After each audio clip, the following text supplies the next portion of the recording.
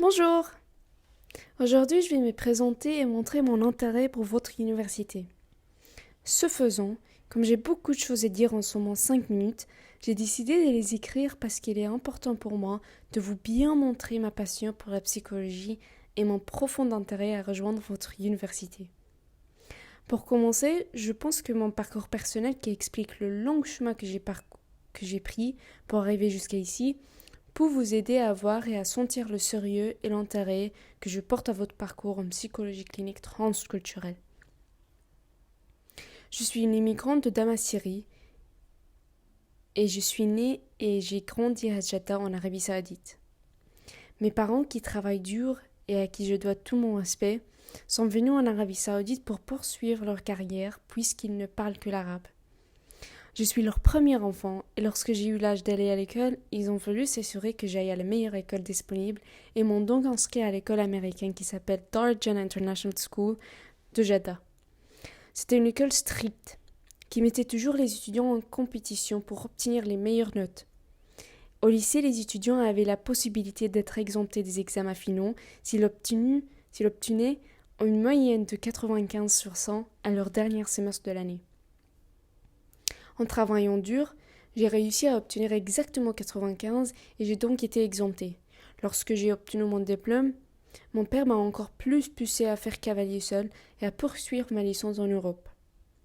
Mais quand j'ai dit que je voulais étudier la psychologie, ils n'ont pas été très heureux au début et ont même essayé de me guider pour que je choisisse un autre diplôme. Dans les pays arabes et leur culture, la psychologie est une matière très négligée, à tel point que la dépression est considérée comme un stigmate pour les personnes faibles et fragiles. Grâce aux connaissances et aux livres que j'ai lus au lycée sur la vulnérabilité et la psychologie, j'ai toujours défendu l'importance de la psychologie et de l'éducation de santé mentale. Mais comme j'étais jeune et que je n'ai pas de preuves de ce que je défends, j'ai toujours été mis de côté et ignoré. Mais cela m'a insisté encore plus à aller ailleurs pour étudier la psychologie. Les cultures m'ont tellement fascinée, parce que même les cultures de pays arabes peuvent avoir de nombreuses différences, alors je me demandais à quel point la culture occidentale était différente. Étant donné que ma cousine vit ici à Rouen, j'ai décidé de venir en France et au début de mon arrivée, j'ai eu un choc culturel intense.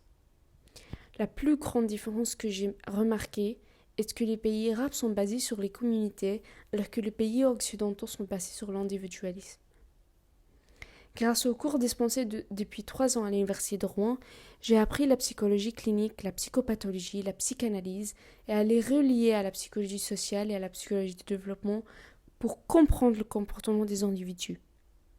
Je voudrais ajouter que malgré le fait que je n'ai pris que 2 ans pour étudier le français, je travaillais plus dur pour comprendre mes cours en français et je n'ai pas abandonné pour continuer même si je n'avais pas les meilleures notes.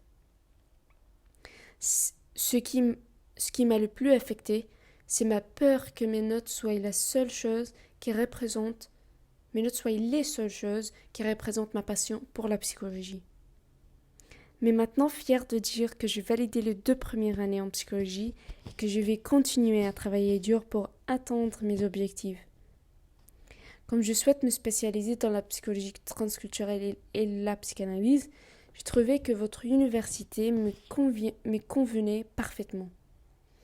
Ma motivation est de faire une différence dans les pays arabes et d'éliminer la stigmatisation de la psychologie et de la santé mentale en étudiant l'importance des cultures dans les interventions psychologiques. Je vous remercie de votre attention et je vous souhaite une bonne journée.